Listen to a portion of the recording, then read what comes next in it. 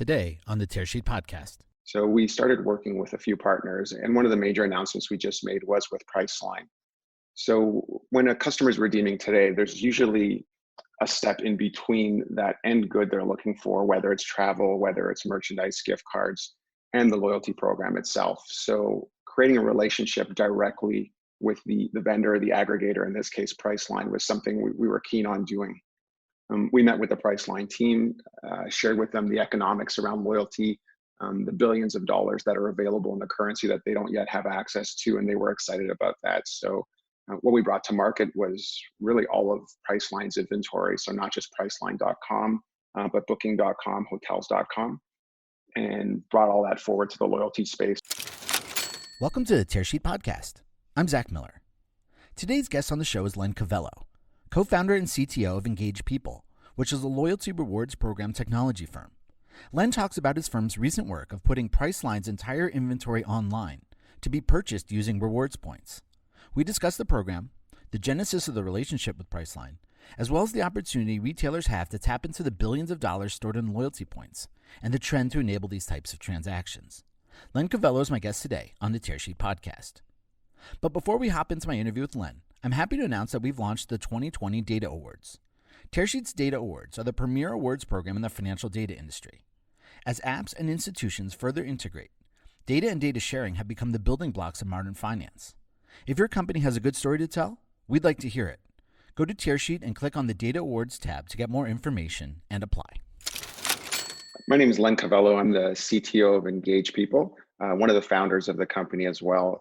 My background is really around UI and UX as it relates to technology. So the primary focus of my role at Engage is the outward-facing technology vision. So we're working with the products we bring to market today, meeting with new partners and some innovative concepts around loyalty solutions. So I tend to spend my day working on those things. Awesome. So let's talk about Engage People. Like, what's the primary business? What are the product services you provide? Sure. So Engage People is a global technology provider focused on the loyalty space. So we bring loyalty solutions and really try to disrupt that environment with different types of redemption options. So we play more on the technology side. So there are different providers in that space. Focus the last few years has really been around redemption. So we've taken loyalty currency and moved that to a currency on redemption and brought that across different verticals. So a key focus there. Additionally, Engage offers platform solutions as well. So we are the underlying technology for a number of financial institutions and how they run their loyalty programs today. Interesting. And I know you had recent news about partnership with Priceline. Can we talk about that?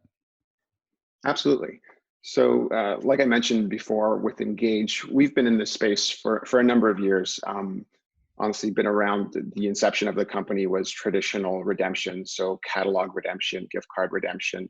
And we definitely saw the shift to e-commerce and the way e-commerce was running and the practicality of using those services. So as that space grew, we wanted to definitely be a part of that. So we started working with a few partners, and one of the major announcements we just made was with Priceline.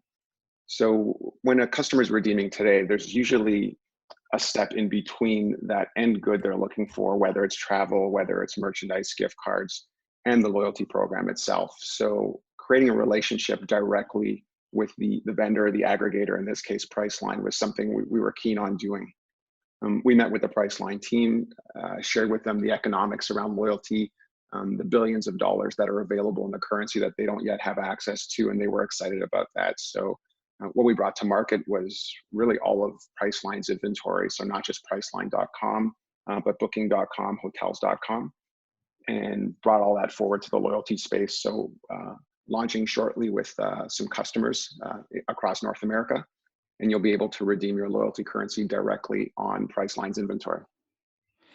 So I guess for the layperson, what's the challenge in converting currency into loyalty points? Sorry, loyalty points into either direction. No worries, gotcha. It's I think earlier on, so that we started with this chicken and egg syndrome. So we had started years ago meeting with retailers And I don't think they quite understood that untapped value that was out there, that loyalty currency that was really unavailable to them. It was running as its own currency with no way to connect the two. So it started off with education, I think would be the first step. Once you got past the education, you definitely got the business people on side. They were looking to gain access to that revenue. And the next step was really around the technology piece. And if you think about that, the most prized possession on any e-commerce site is that checkout page. You're really trying to curb any type of opportunity for abandonment. So the next piece was around the technology. And we wanted to be sure we built a solution that was highly scalable and really easy to implement. And once we got past that and we brought that to market and did a good job educating, you're seeing a lot of this starting to come to fruition with a lot of e-commerce sites looking to jump on board. So can you take us through, I guess, the customer journey, somebody who's accrued some loyalty points on a card, and can you just take us through like kind of the steps of how they would check out with Priceline? Sure. So the first difference that a loyalty customer would see is a typical program is you log in, you can see your points, what's available to you to redeem, and there's usually a few different options for you. And then you'll see a catalog. So if I'm in a typical loyalty program, I log in, I'll see a list of gift cards. In programs that have offered travel, you're usually getting a subset of travel, so that experience is never really optimized. It's usually 2 or 3 versions behind what's out there for best in class. What's different here is we bring a user on board, so you'd log into your program. And the big difference here is, as opposed to searching for travel, you're really met with a Priceline logo and saying, go shop on Priceline.com. And that's a big thing for consumers. There's a lot of faith in existing e-commerce brands. So we see a tremendous amount of lift on redemption with programs like this. So if we go through that Priceline scenario, you'd log into your program, you'd see a travel logo or a Priceline logo. You'd click on that and you're met with a Priceline experience. You'd search as you normally would. The inventory is identical to what's on Priceline.com. The results are brought back. So if you're looking for a flight, the results are brought back, showed to you in dollars and in points. So we do that currency conversion on the fly for a member. And then they can go ahead and book as they normally would. So it's going to ask them the same questions they would on Priceline.com, flights, itinerary information. And when it's time to check out, we're giving that opportunity to pay for all of that transaction or a piece of that transaction with their loyalty points. Interesting. And what's the level of or the depth of tech integration to be able to pull something like that off? So it was a lot of heavy lifting on our side. So we built this as a platform with scalability in mind. It was really key for us that it couldn't be a one-off every time we did this with a new partner. If it was an integration, it would take a tremendous amount of time, and that would always be a barrier for entry. So we did a lot of heavy lifting internally first to build a platform. We built out a playbook. So we've got a set of APIs that are really straightforward. And I'd say if you wanted to equate it to anything, it'd really be the same as onboarding a merchant services. So when you're going to check out on a traditional e-commerce website and you want to take a credit card, it's pretty similar to that, probably a little bit lighter, to be honest with you. Interesting. So can we talk about, I guess, a little bit about the genesis of that partnership? I know you alluded to it when you first kind of described the partnership, but can we talk about, was Priceline looking for something like this, or was it something that you brought to them? Like, I guess, can you just talk about the nature of the relationship, how it got kicked off? Sure. So we actually reached out from our side. Is we were looking to build a travel solution, and there are some obvious major players out there. So we have a partnership team that reached out to a few of them, had some conversations around. First off, on interest, a little bit of education on both sides. It's really important to us when we work with a partner that there's a good fit, so there's great synergy across the organizations. And once we saw that with Priceline, it was heads down to move this forward. So again, we have a team that reaches out to partners to initiate that conversation. As this gets bigger, the whole pay with rewards or pay with points concept, you're seeing a lot more receptive people on the other side to having that conversation, and even some initiating it in the other direction. Interesting. And is the driver of that mostly, like you said, the growing understanding of the revenue opportunity of the pay with points? I would think so. I think that's the number one piece. Again, it's usually a big education for people to let them know that there are billions of dollars, annually they're distributing about $100 billion of rewards in North America. That's just something that people typically don't have access to, short of that disintermediary through a gift card or something to that effect. What happens to most of those points, by the way? Do a lot of them just expire, not spent? That's honestly, it's a great question, because it's one of the things that most people would probably get wrong. Is a lot of points are used, and that's really what these programs are for.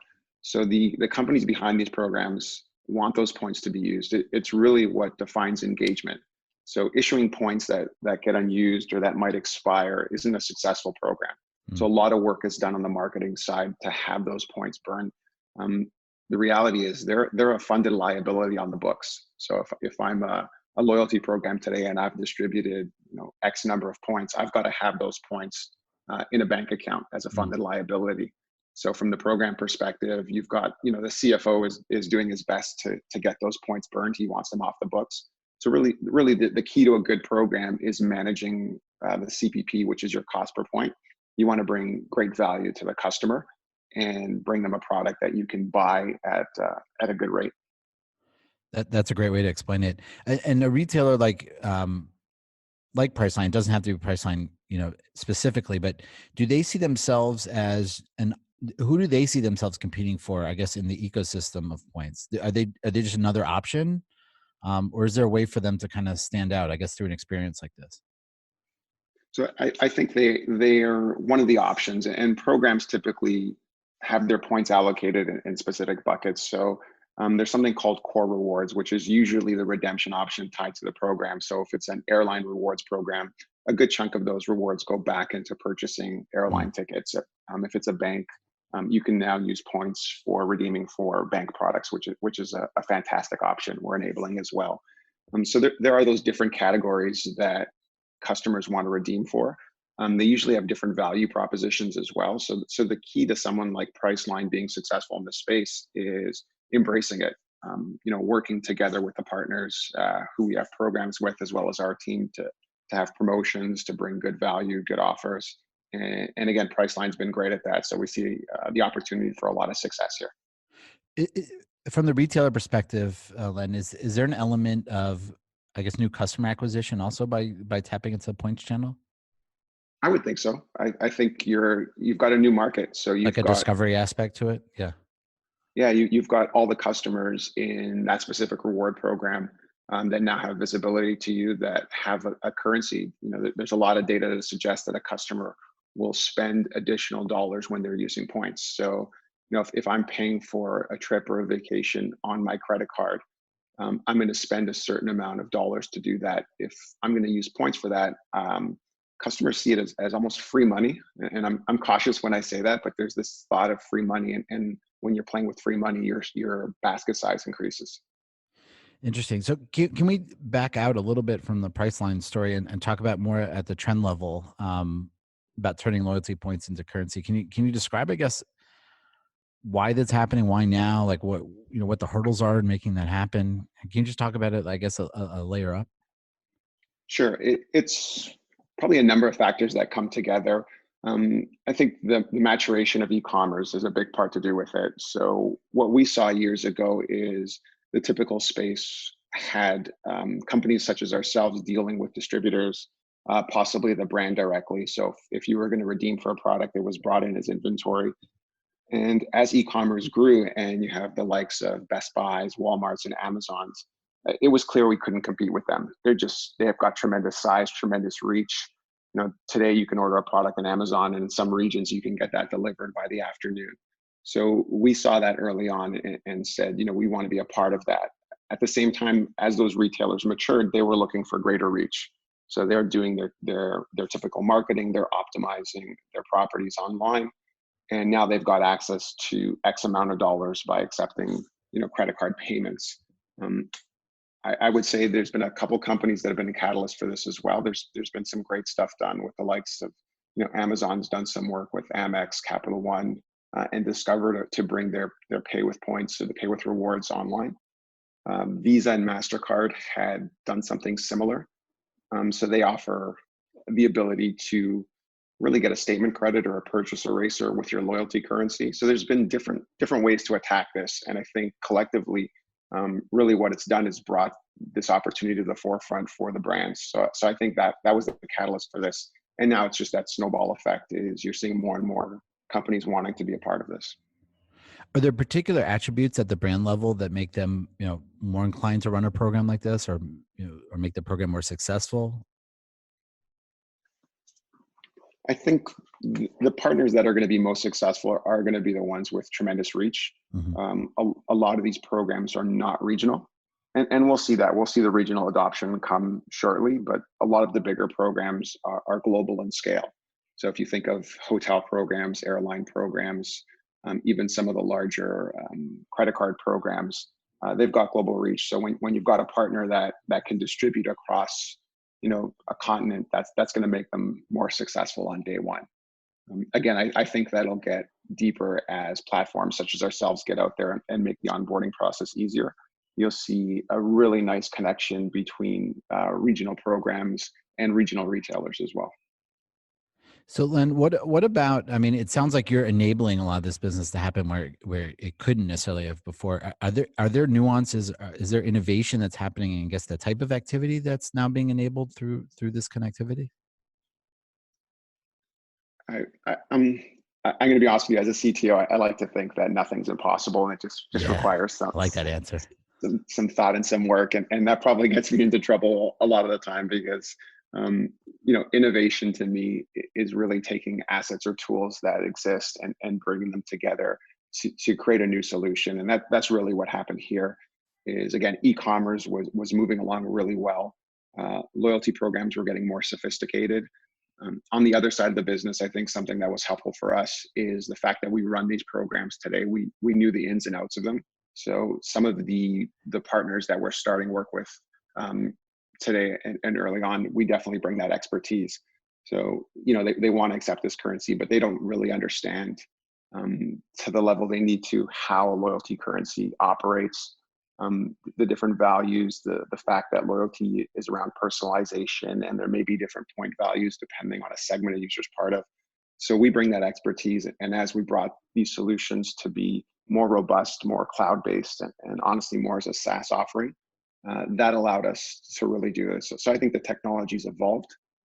I wouldn't say it's any one specific innovation. I just think it's just that probably perfect storm, or that convergence of everything being at that right place at the right point in time. That's really interesting. I guess, given your perspective, without attributing it necessarily to a specific retailer, do you have some quantification of what type of revenue driver this could be? Yeah. So again, we're talking billions of dollars. As I mentioned, there's probably about $100 billion that goes unused today, just because they're looking for better redemption options. So that value proposition isn't necessarily what customers are looking for. And that just goes to programs that don't have a robust offering. So that's really what's out there. If I'm a North American retailer today, there's over $200 billion worth of points available for me. So that revenue opportunity is huge. Right. I was looking more like if beyond the opportunity, like if a retailer would implement something like this, what kind of numbers they might see, like how big of a pie can they tap into out of that 200 billion? So tough for me to say, just due to the fact that the customers themselves, depending on what segment they're trying to have that redemption at. I think some of the data points that are probably important would sit around customers. I'll say their engagement levels. They're going to be more engaged with the program based on what the redemptions are. There are numbers on the spend, what the spend could be. Mm-hmm. Wouldn't have those offhand, but something definitely could provide for you. Our marketing team would be better suited to answer that. Yeah, no worries. I just was wondering if you knew offhand. I guess lastly, in the remaining time that we have, can you look a little bit out into the future? Like, you've been in this business, you understand it, you've worked deeply in it. Like, what does the business look like, 3 years from now? I think if we look into the future of this, you're going to see a more generalized approach. So there are different people tackling this in different ways. it's starting to normalize. So it's starting to get to a consistent experience. I think companies such as ourselves reaching out to the market and building this as a platform as a service are helping to contribute to that. So again, different companies had tried to tackle this in different ways. If I think of that perfect world 3 years from now, when I'm checking out on any type of e-commerce store, and I see the options for Visa, MasterCard, American Express, pay with points is going to be an option for me, and it's just going to be ubiquitous across e-commerce. It's going to be one of those currencies, and I know there's a number of alternate currencies or alternative currencies out there today. I think points are probably going to be one of those first currencies to be treated as a fiat currency, just something that's ubiquitously accepted out there on e-commerce retailer sites. Interesting. Len, it's been great talking to you. Thanks for joining us on Tearsheet Podcast today. Oh, it's been a pleasure. Thank you for having me.